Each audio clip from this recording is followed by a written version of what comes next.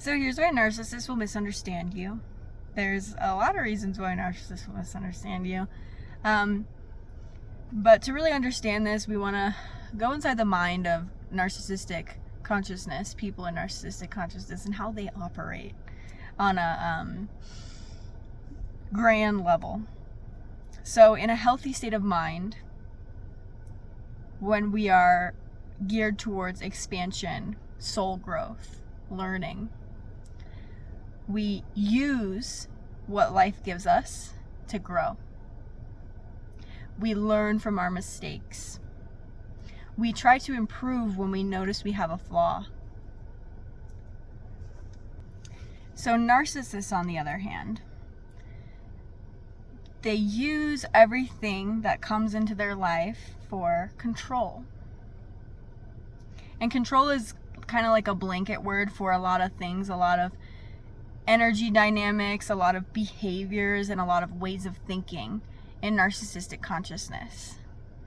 And so what this means is that whatever you say, however you are, will constantly be being used by the narcissist for their ulterior motives. The ulterior motive is control. Control of the narrative in their own mind, control of the narrative in other people's minds, control over how they view themselves, control over how you view them, control over how others view them. If we're talking romantic relationships, their control looks like this deep-seated fear that if they don't harm and abuse you, that you will leave them.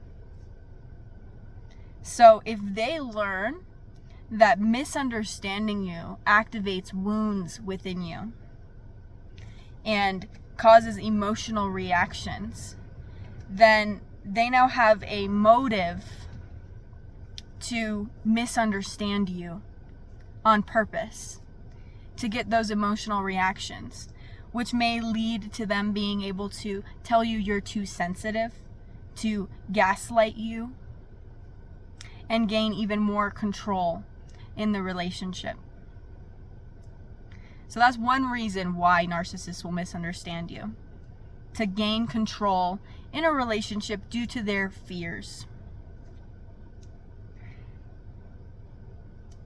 Another reason why a narcissist may misunderstand you is because of their need to be right and superior. Sorry, I keep getting interrupted. I know. So narcissists can sometimes create these stories in their minds of what is real and true about you. And those stories will serve whatever motives they have. And oftentimes their connection to you and their attraction to you is based off of these stories that they've made up about you in their head that aren't true. So when you say something that conflicts with the story that they've made up about you, they are highly motivated to misunderstand you, to selectively hear things you say, because admitting that they were wrong about you would destroy their relationship to you, what they believe they're getting from you. And they have that need to always be right. Never grow, control, right? When we're wrong about something or someone, we grow by admitting we're wrong. They control. So, in order to be right, anything that conflicts will be rejected to keep their same story going. Some examples of these stories can be that narcissistic men, for example, I can't say much about narcissistic women, but narcissistic men, for example, in romantic relationships, would believe that their partner is vulnerable, naive, and that's like their fantasy version of a partner. And anything that conflicts with that vulnerable and naive persona is rejected by the narcissist. And there's many other stories in families. They may create stories that you are forgetful, that you're quiet, that you are messy. All these labels, and anything that doesn't fit with these labels, then they can create more stories. Oh, she's cleaning because she wants something from me. She's trying to compete with me because she knows I'm forgetful. He's trying to compete with me. That type of thing. And all of these stories that they make up help them with their control and their ability to treat reality as if it's subjective. Like, reality is reality. We live in a reality that isn't subjective, right?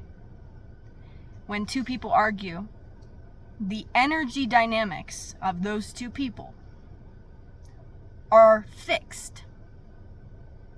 They're not subjective to perception. If this person was gaslighting, they were in an energy of gaslighting. If this person was crying, they're in an energy of sadness. It's not up for debate. Right? But in a narcissist's mind, all of this is subjective.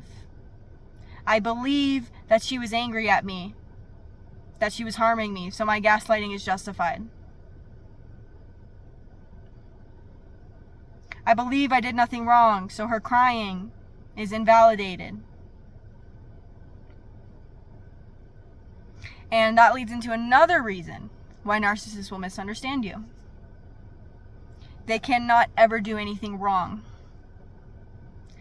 When an empathic person sees someone crying or sad, they may try to understand why that person is sad. They may be able to see maybe that you're triggered. They'll be able to search for the reason. Have I hurt them? Did something I say hurt them? Did I do something that they asked me not to do? That's what an empathic person does. They may ask what's wrong to literally try and understand. But to a narcissist, they can never be wrong. So, if you're crying and it's because of them, it's not an option in their mind. So there's no need to understand why you're crying. There's no need for that curiosity. Because they've already decided that they did no wrong. So it must mean that you're crazy. It must mean that you have just trauma. It must mean that you cry a lot and you just cry way too much, you know? And this is why they will misunderstand you, because they have this persona of a false self. And so when people have ulterior motives, what it really means is they are motivated highly to keep their ego alive. And when I use the term ego, I'm talking about that false self. The ideas we have about who we are. It's a narcissistic tendency. When we're in the false self, we are really attached to being a certain person. Like, I'm never wrong. I'm always right. I never do anything bad to others. I'm perfect. And in turn, they see false selves of you. Right? They don't see themselves clearly. They cannot see or understand you clearly at all. You know? And so they live in this reality that's false. The false selves. They make up stories about you and who you are. And so you really might feel really lonely in relationship with a narcissist. Because they're not actually interacting with you. They're interacting with a version of you that they've created in their mind. that they need to be true to serve their ego. And this way of perceiving people, making up stories about them, it's not normal. It's not true. And it's not the way things have to be. In childhood and family systems, this is really damaging. Narcissists misunderstanding you. Because as a child, you're still learning a lot about the world and who you are. And so you learn that you have to be who other people tell you you are, but their perception of you is made up in their own heads.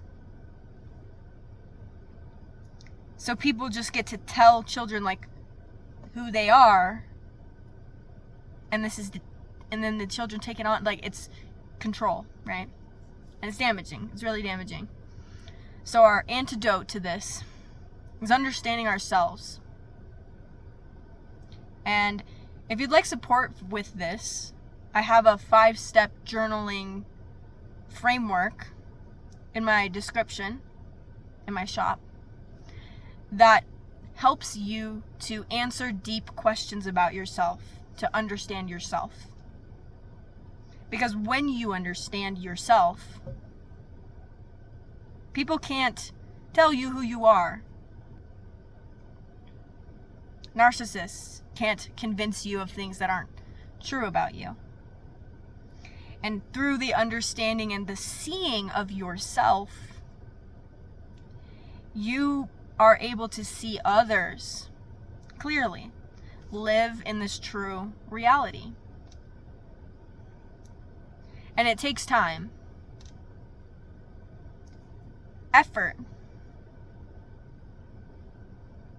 It's not like the framework will solve it all. Because inner work is a journey.